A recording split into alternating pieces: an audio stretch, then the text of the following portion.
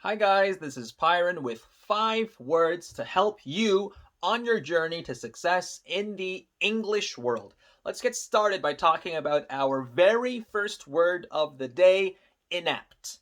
Now, inept means showing a lack of skill or competence, to be clumsy or bungling. Allow me some time to complain about the worst professor that I have ever had in my 4 years at university. He was my health communications professor. Now, what is health communications? Health communications is when you learn about the ins and outs of the American healthcare industry. You learn about insurance, you learn about different types of medicine, medications, health corporations, etc., etc., etc., how medicine is advertised in the media, right? So this is health communication. But I didn't learn anything about health communication because my professor was so inept. Number one, the main problem with his class was that he was boring and put zero effort into his work. We would go into class, and mind you, this was a 4 hour long class. We would go into class, sit down, and watch a YouTube documentary. We would sit and watch a YouTube documentary for 4 hours, and then we would go back home. This was, I believe, a waste of both my time and his time. Second, he would cancel class for the most ridiculous reasons. I mean, all professors cancel class once in a while, right? Maybe the professor is sick or they have a family emergency. Now, these types of cases I fully understand as a teacher and tutor myself. However, one day we showed up to class and my professor was not there. The classroom was empty.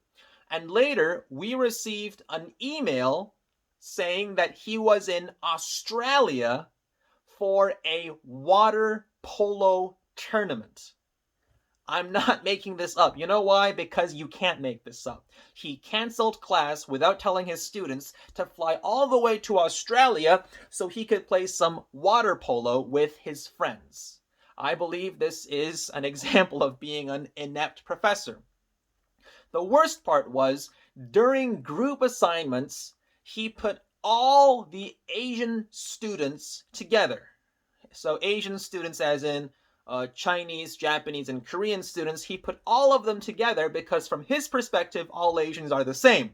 Now, we know that Koreans, Japanese, and Chinese usually hate each other. And if you go to the United States, that hatred doesn't really disappear. So you had these Chinese, Japanese, and Korean students that all hated each other, that all fought amongst themselves just because my professor thought that all Asians are the same. Last but not least, we could find the answers to all of his exams online. Even if you didn't attend a single class that he taught, well, he wasn't even teaching, but you know what I mean. You could find all the exam questions online. You would go home with the exam, right? It was an online exam. You would go home, you would open your computer, you would type the question into Google, and in 2 seconds, you could find the answer. So even if you didn't attend class at all, an A+ was more or less guaranteed. This is why I still do not like my inept health communications professor. And if you are watching this, sir, know that you were literally one of the worst professors I've ever had the misfortune of encountering. Now let's talk about lament. Lament means to express grief or to mourn. All of us have our own regrets. We think we should have studied harder, we should have studied a different subject, or maybe we shouldn't have studied at all in the first place. We should have invested our precious time, money, energy, and youth into something more productive than studying. Maybe that's what you think. We think we shouldn't. We think we should have applied to that job. We shouldn't have applied at that time. We're filled with these regrets, and once in a while, it is good to get together with your friends and lament the mistakes that you have made in the past. However, one of my friends is starting to annoy me. At least once a week, he constantly phones me to lament about his life, right? He constantly, continuously laments about his job, about his relationship, and now recently he lost both, so we don't know what's going to happen. And after lamenting endlessly, he does not seem to have a solution. So I try and help him. I mean, he's my friend, so I say, why don't you come to Mujak and learn to live and work and study for the benefit of all mankind? And he says, that's not really my style. And then he goes back to lamenting.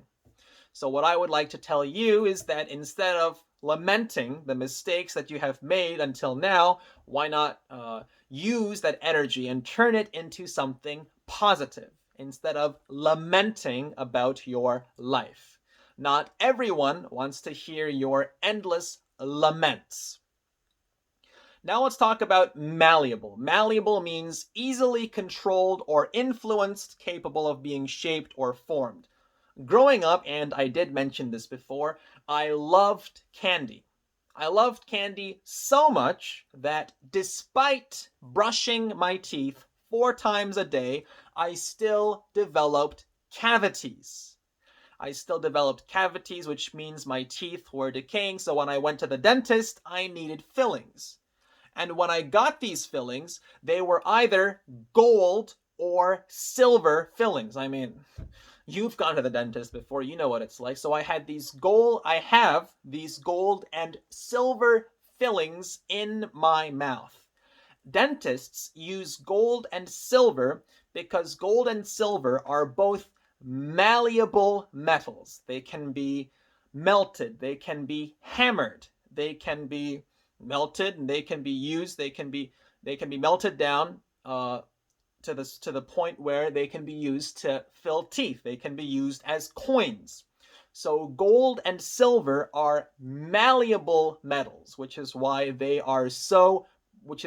were precious, hundreds of years ago, and why they are still precious and in use today.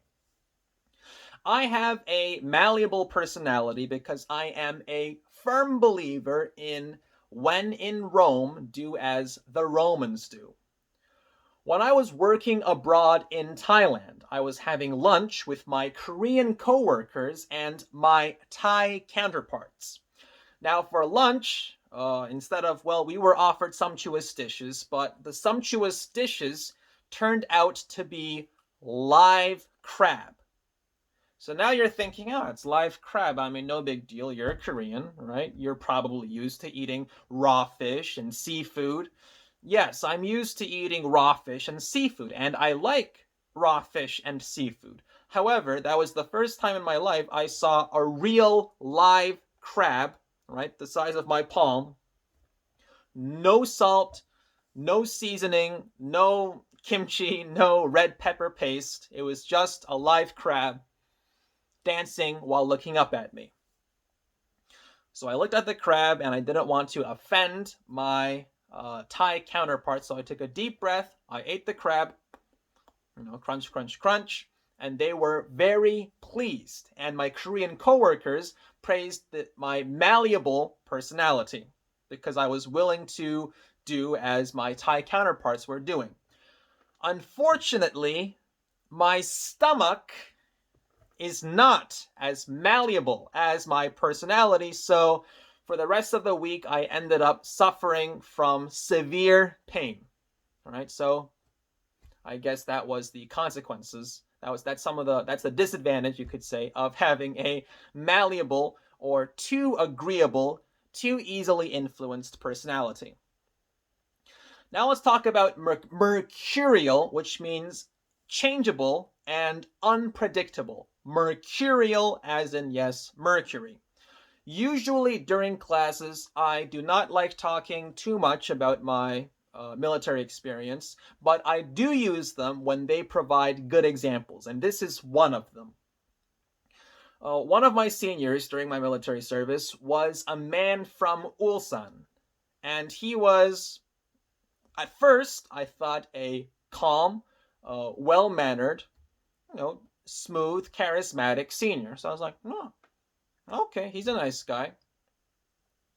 But then, after 1 or 2 months, I learned that he had a mercurial temper. He was a very mercurial man. What does that mean? Well, he was kind, easygoing one moment, and then the next, when I saw him, he was screaming or crying and smashing on the bathroom wall. And I was like, are you okay? He didn't respond, but instead he responded by tearing off his clothes and screaming as loudly as he could. I thought he needed to go to the mental hospital, but it turned out he had a very mercurial temper. I'm sure all of you have met somebody who is mercurial either at the workplace or in school. These people, their behavior is unpredictable and constantly changes depending on the time of day or the day of the week. These people, well, I guess we should try and avoid or learn to deal with as best as possible, because especially if they are your seniors, your life will be very difficult. Now let's talk about nostalgia, which is when you yearn for the past, right? When you miss something from the past. I believe that one of the best marketing strategies video game developers or movie producers have is using old school music from the 1980s or 1990s in commercials. For example, I was surfing the internet. I was actually looking at Netflix the other day, and I saw a trailer for this animated movie, right? I'm an adult, and this animated movie was obviously for very young children. But the song caught my attention, and the song made me watch the entire trailer. The song was Cyndi Lauper's, Girls Just Want to Have Fun. Have you ever heard this one? I think it goes something like, bum bum bum bum. Bum bum bum bum bum bum bum. No? It's in many Korean commercials too. It goes, I come in the morning, in the early light, my mama says, when you gonna live your life right? Oh, daddy dearest, we're not the fortunate ones, 'cause girls just wanna have fun. Girls just wanna have fun. All right, have you heard it? It's very common in commercials in Korea too. I was surprised. Now this song, it piqued my curiosity because it made me feel very nostalgic. And I watched the entire trailer and I realized, they put this kind of music in the trailer so that parents of little children will also bring their kids to the movie theater.